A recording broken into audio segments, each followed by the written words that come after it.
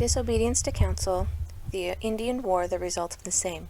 An address by Elder George A. Smith, delivered in the Tabernacle, Great Salt Lake City, at the General Conference, October 7, 1853, reported by G.D. Watt. It is with pleasure that I have listened to the remarks of President Kimball. The sentiments he has advanced are true and just, and I am certain no person can have listened to them without having felt edified and instructed. There is no doubt that a great proportion of the people who have been here in these valleys for years past can witness to the counsel and instructions that have been given for the preservation of the settlements and the establishments of the stakes of Zion within the limits of these mountains. Perhaps those persons, when they see me arise to occupy the stand, will at once say within themselves, "We are going to hear something in relation to enlarging the new settlements, making entirely new ones, establishing ironworks, or some other thing of that nature to draw our feelings out of the channel they have run in." For it is so really certain that I have scarcely attended a single conference since I have been in the valley without having something of this kind to present during the term of the conference. I think, however, for the last year, it has not been my lot to address an assembly in this place, perhaps more than once or twice, and as I had been noted for short sermons and short prayers, my addresses have also been few.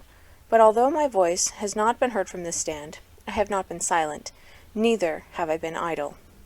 I was appointed to preside over the affairs of the church in the county of Utah. I have also made 2 trips annually through the southern portions of the territory, visiting all the branches, taking considerable time and a great deal of interest in the affairs of Iron County, besides making as many missions to this place as were necessary, to obtain counsel and acquire information to carry on the work entrusted to my charge. Any man that knows the country and is acquainted with the business that has been placed before me will be aware that, lazy as I might be, I have had plenty to occupy my thoughts, and to give me active exertion, at least for the past year, in the exercise of my ministry and calling. I present myself before you, then, to offer a few reflections upon what I feel to be important for this conference, to consider for the safety, welfare, and protection of the saints in the valley of these mountains. I have been made familiar with the condition of the settlements south, and am aware somewhat of the condition of our settlements in other parts of the territory. In the commencement of my remarks I will say that the people almost universally do not realize the importance of listening to the voice of God through his servant Brigham. My heart has been pained by the things that are past when I have been traveling and laboring in different parts of the territory. It has been pained to see carelessness and indifference with which the words of the Almighty, through his servant, have been received. Numbers were counseled to go to Iron County and make there a strong settlement, sufficiently so to enable the people to protect themselves and establish iron works. Many started in that direction and succeeded in making the distance from 30 to 70 miles, and concluded that they had traveled far enough on good land without settling upon it.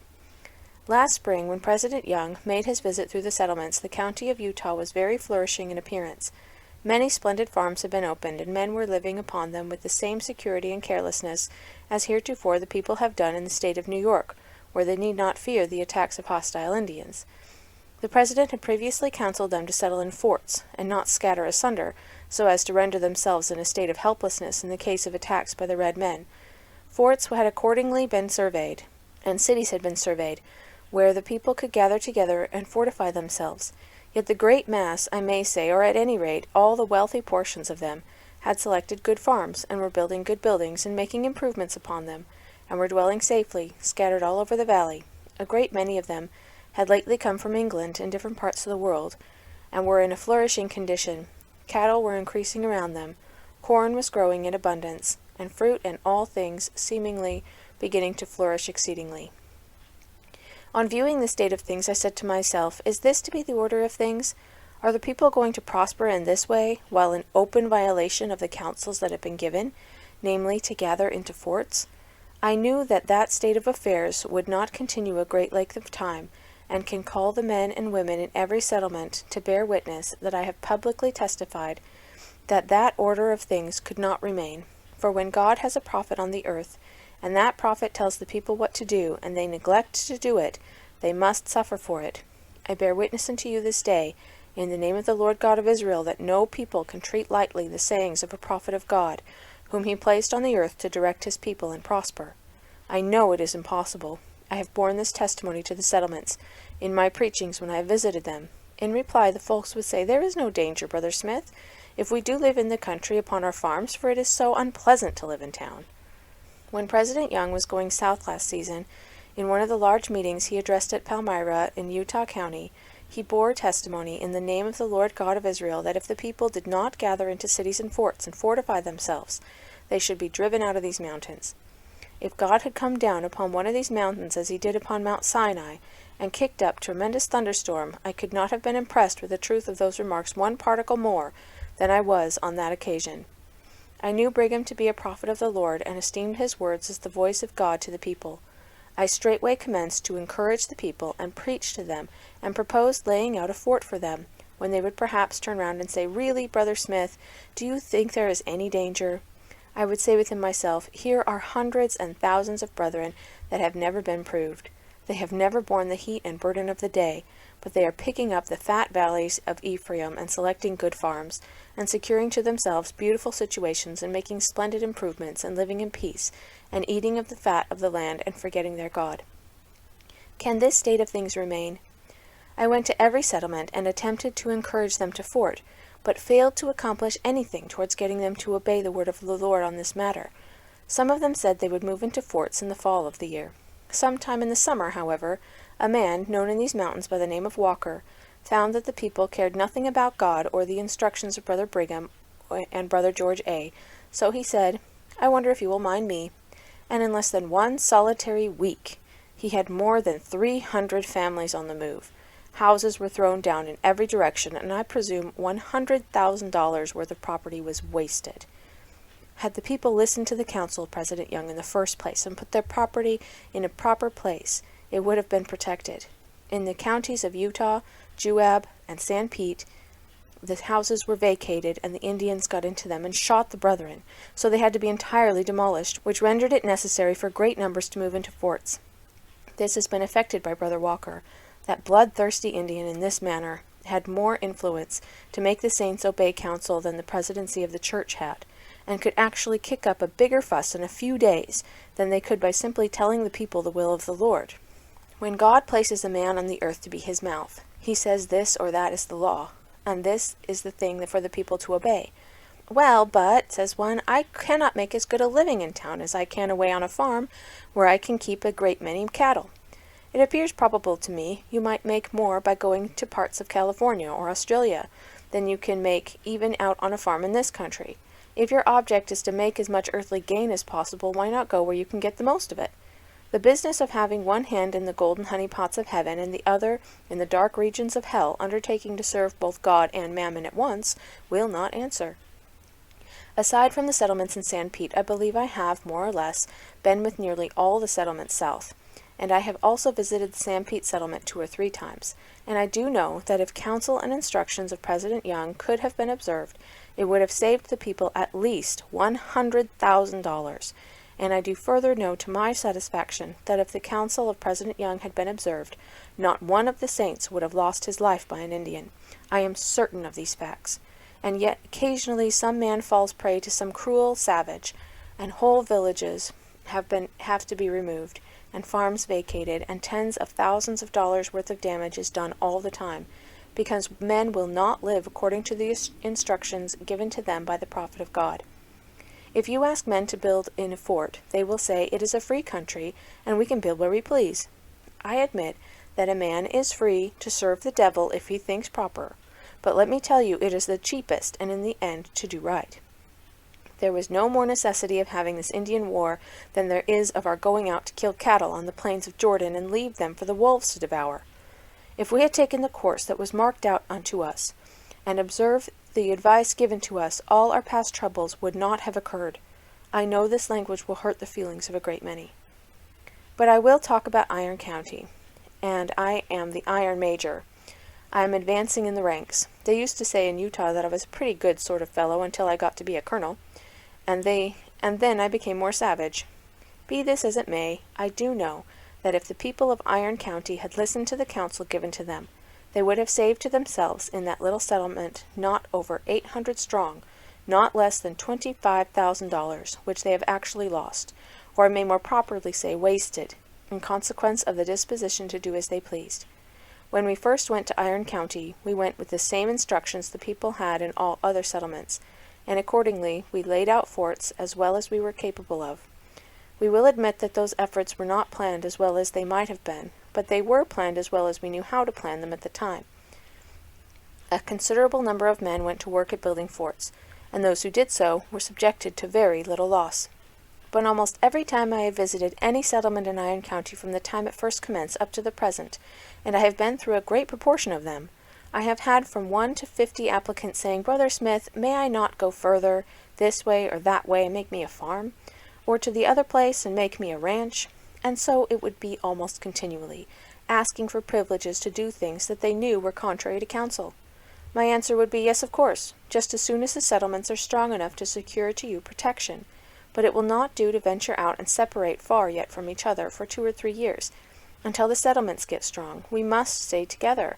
Let some evil influence should stir up the Indians and destroy our settlements entirely.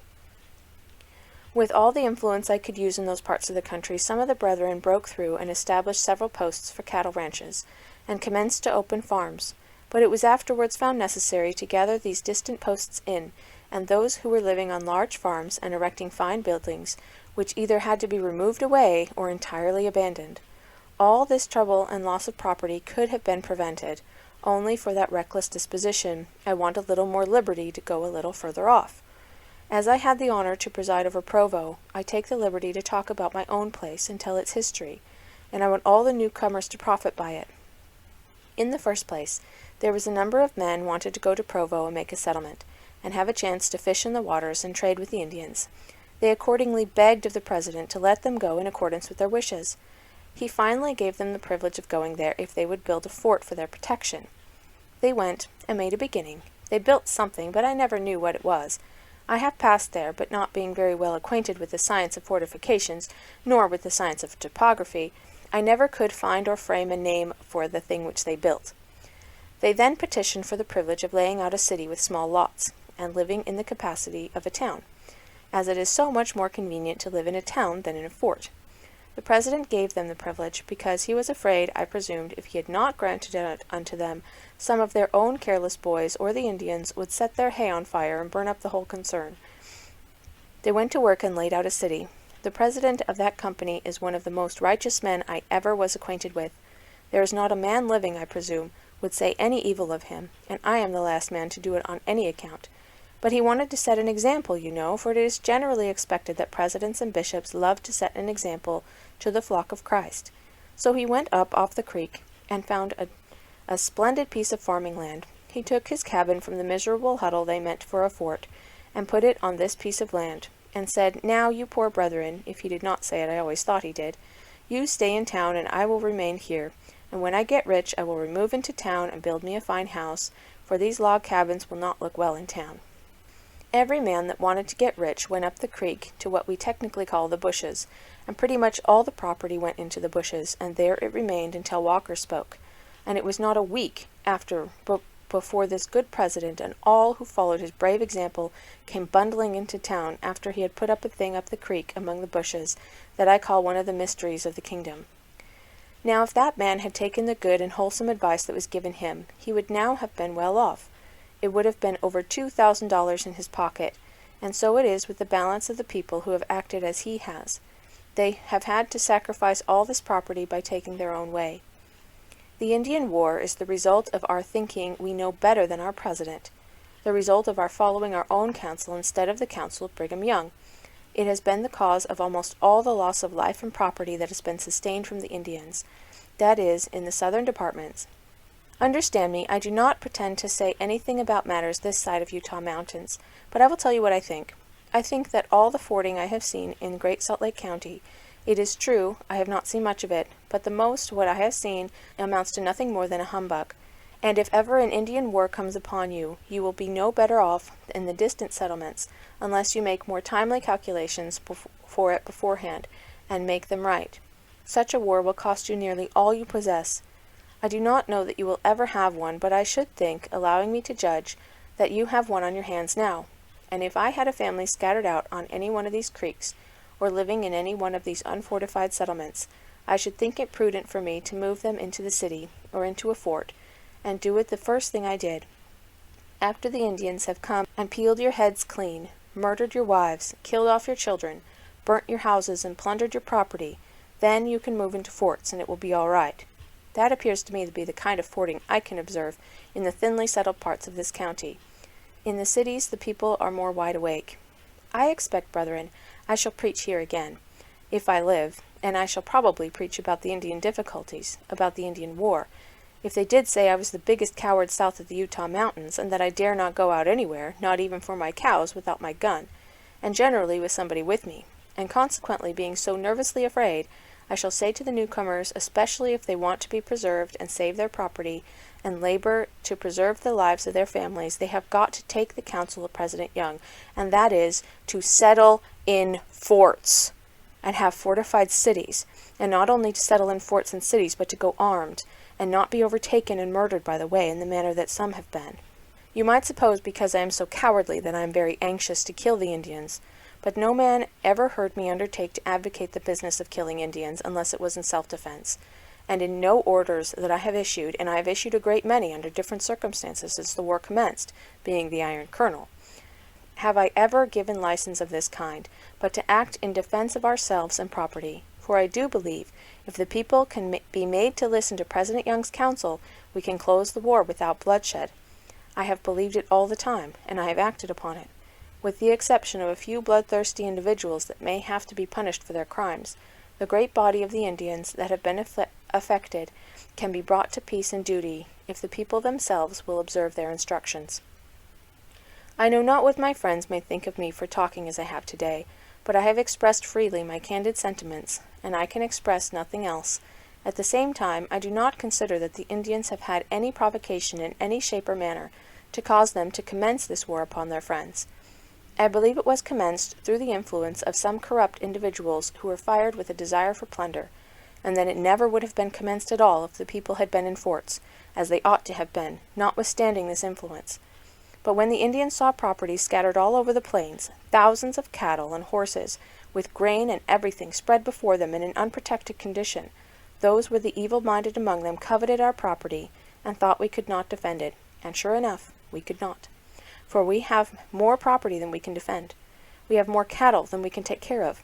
Indians can steal from us all the time, and we cannot take care of that which God has given us because we have so much of it, and for want of its being brought under proper organization, it is badly scattered and exposed, and until we make proper provision to take care of our stock, evil-minded persons will plunder us. If we had built our forts, established our corrals, and taken care of everything we had according to the instructions that all the new settlements received, this Indian war never would have commenced, because the Indians would have discovered there was no chance for plunder. They had no idea we would move into forts as we have done. I advised one individual, before he built a house out on a farm, to build in the city. Oh no, he must have more room, and he built in one of the most dangerous positions in the mountains. By and by the Indians drove him in. I absolutely did know, if I let the man's house stand, his family would sooner or later be murdered, which might have occurred any day. So I issued an order for it to be removed. He durst not trust me to remove it, for I fear I should break something, and don't you think the poor miserable fellow broke 2 joists in removing it himself, which did not appear so small a matter to him as it did to us. He lost considerable, because he would not build in a safe place. His house was situated in a position to completely command the mouth of the canyon, and at the same time a more dangerous place could not exist in the district. The safety of the settlement actually required its removal. There were several men wounded through leaving their houses and not throwing them down, for they became a barricade to the Indians. So I took upon me the responsibility of removing such dangerous places as would give shelter to our enemies, while they pierced us with their bullets. Some men would tell me such a course was not strictly according to law. I told them I should save the lives of the people, and if they had not been gathered up, scores of men, women, and children would have been butchered before now. I presume I have talked too long enough. It is a matter I feel considerable about. I know men are careless, women are careless, and if there is not greater care taken, women will be carried away prisoners and their children will be murdered, if they wandered off carelessly and unprotected. I tell you, in a country like this, where women are scarce and hard to get, we have great need to take care of them, and not let the Indians have them.